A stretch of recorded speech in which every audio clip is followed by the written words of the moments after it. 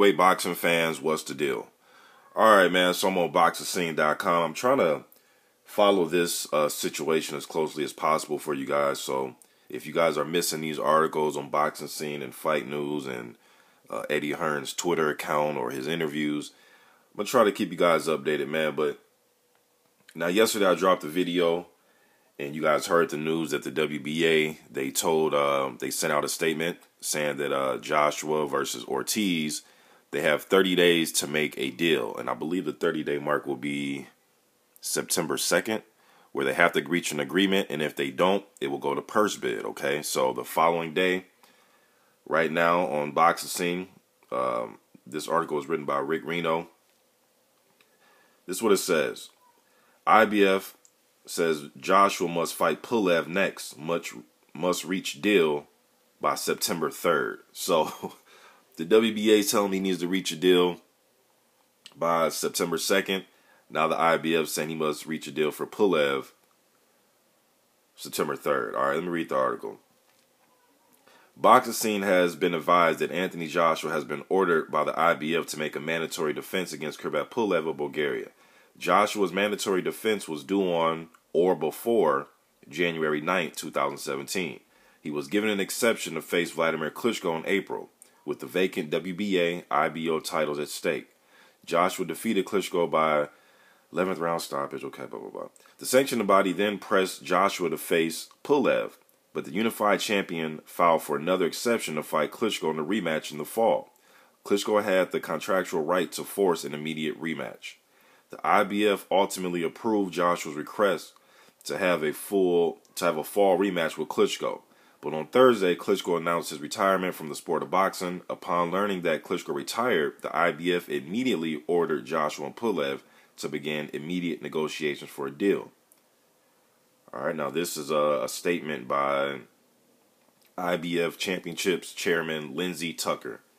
All right, the Anthony Joshua versus Vladimir Klitschko exception was approved with the condition that the winner must fight the IBF leading available contender in the mandatory defense of the IBF WBA heavyweight title. The IBF found out today that Klitschko has retired. Therefore, under the conditions of the exception, Joshua must fight the IBF mandatory defense next. All right, now that's coming from the Lindsey Tucker, Championships, the IBF Championships chairman. All right, let me see what else it says here. The leading available contender is number 2 rated Kirbet Pulev. Negotiations should start immediately and be concluded by September 3rd. If you are unable to reach an agreement by September 3rd, the IBF will call for a purse bid to determine who will promote the bout, when, and where. All right. And we know Eddie Hearn has said many times that Pulev is the most likely next opponent. They're talking about October 28th or November 11th in Cardiff. All right, so Joshua's in a real tough place right now. Then yesterday, Deontay Wilder put out an Instagram video saying that he wants to fight Anthony Joshua, and he believes that all the sanctioning bodies will make an exception for this, being that it's such a big fight. That's according to Deontay Wilder.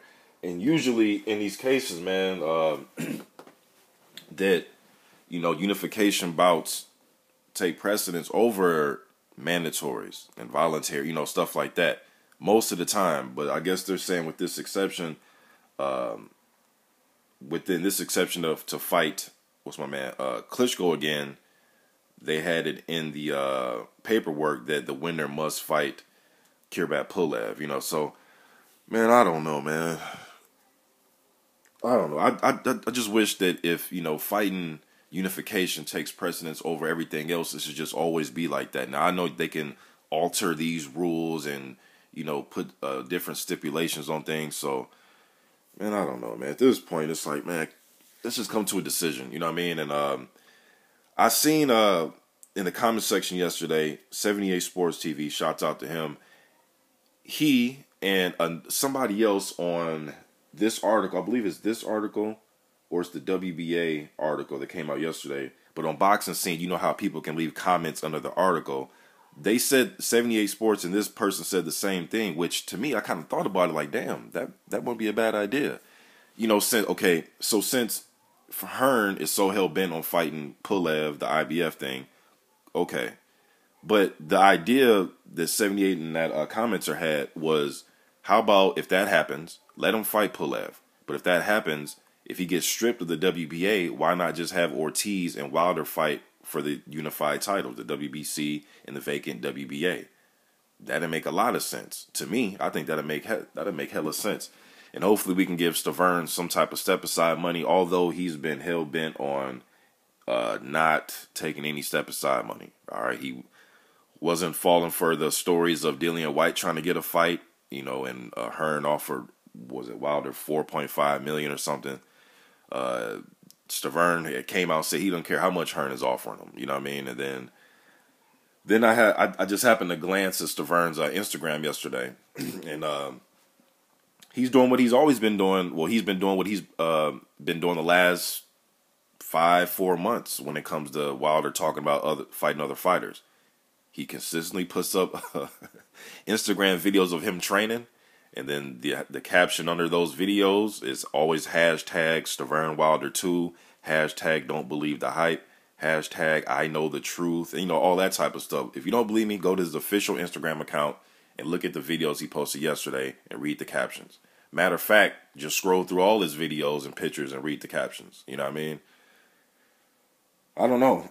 I don't know, but Josh going to have to make a decision because the WBA, their deadline is September 2nd, unless it's going to go to a purse bid, and the IBF deadline is September 3rd, unless they're going to go to a purse bid. So, I guess, man,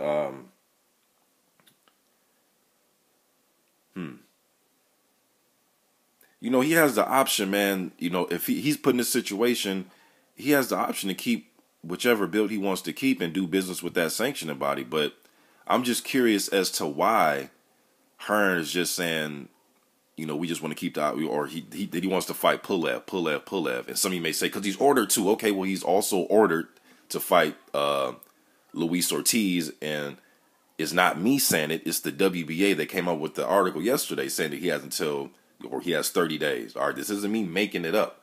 So is this a case where, now some of the extreme AJ fans will say, oh, he can beat both of them. Okay, that's fine, but I'm just curious as to why it seems as if Hearn is siding with the option of fighting Pulev. I'm not saying he's scared I'm not saying that Josh was scared of Luis Ortiz, but I think that is a tougher fight. And majority of the fans believe that too. Now, there could be a group of fans that think Pulev is a tougher fight, Ortiz is overrated. Okay, that's fine. But Hearn is on social media.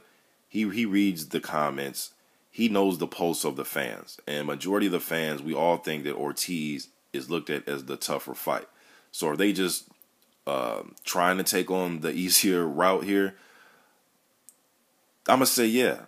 And I think Joshua has a chance to beat Ortiz just like he does Pulev. But we all think Ortiz is the tougher fight on paper. Now they get in the ring, who knows what'll happen.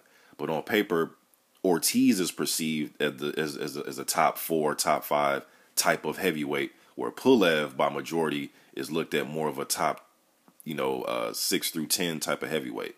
You know what I'm saying? So, but hey, man, if, like I said, if Hearn and Joshua want to go the Pulev route, okay, it is technically a mandatory. That's, it is what it is. But I also think a good idea could be moving forward if, we know the WBC came out a few days ago, the president of the WBC, not just fans or me making it up, he came out and said that they're trying to put a deal in place to make Wilder, Stiverne, and Ortiz all happy. I don't know what that consists of, especially being what I've heard Stiverne say, and he hired Jay Prince and Josh Dubin to a contract to take care of this for him. So just with Stiverne, man, it's like this dude is just,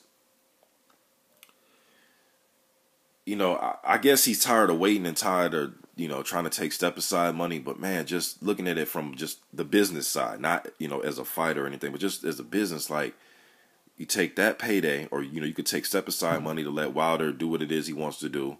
You're going to get paid. In the meantime, if you really wanted to, you can take another fight to stay busy or shake, because the dude's been training. That could be another payday. And then most likely you'll win that fight, being whoever it's against, and then you'll fight the winner out of Wilder and whoever he's trying to fight next, whether it's Ortiz or if it is the Ortiz situation, you can fight the unified champion. So you can get one good payday to step aside. You could take an in-between fight so you're not just completely rusty. That's another payday. And then fight the unified champion for another payday. At the very least, you could just take the big step aside money to allow the fight, keep training, keep doing your thing, and then fight for the unified championship. I don't know, man, but that's just me as a fan, just looking at it like, damn, you know, and boxing is a tough sport to make $1, especially at that high level like that. So Vern putting himself in position to be one of the highest, to be one of the highest paid heavyweights, man. You know what I'm saying? But I guess we'll see what happens, you guys. But yeah, man, I think that's a great idea going forward, man. But a lot of things have to fall in place for that to happen. But if there's a situation where Wilder and Ortiz can fight for the WBC and the vacant WBA, that'd be great. A unified match, man. You know what I mean? And it's not so much, you know, I'm trying to put, I know some people like to say, oh, quit trying to put Luis Ortiz off on Wilder. No, it seems like Wilder and his team want the fight, is what they said. So I'm not going to block it. You know, I'm not putting them off anybody. To me, all these guys should be fighting each other. So I'm not a big belief in putting this guy off on that guy. Nah, because I all want to see them fight. So to me, I don't look at it like that. You know what I mean? But I don't know. You guys let me think in the comment section. I'm out.